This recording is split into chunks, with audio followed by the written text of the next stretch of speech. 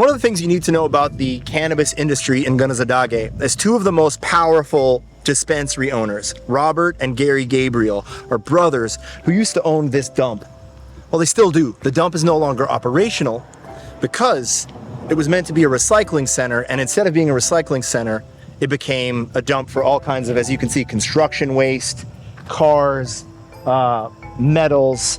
This isn't a dump, it's an environmental disaster. The government estimates that it'll cost $100 million to clean this up. Those two guys who ran this dump are two of the most powerful players in the cannabis industry.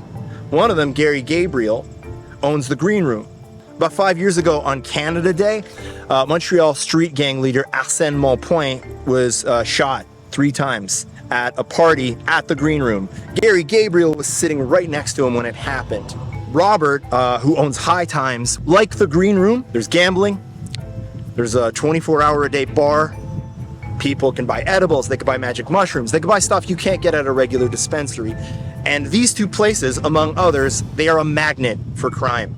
People from gangs all around, especially the bikers, they come by and they do business on the res. Do they do it with these guys specifically? I don't want to speculate or get sued, but they're here, and their presence here draws a lot of criminality.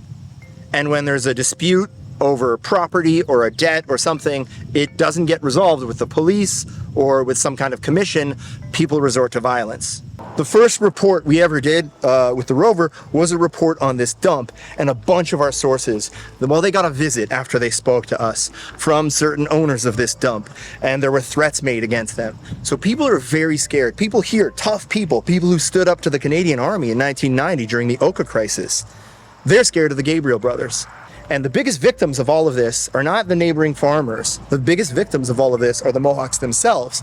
They want them gone. They want crime down on the res, but there's really not a shitload of options. The only thing close to a police force is perimeter security. Oh, let's get the fuck out of here.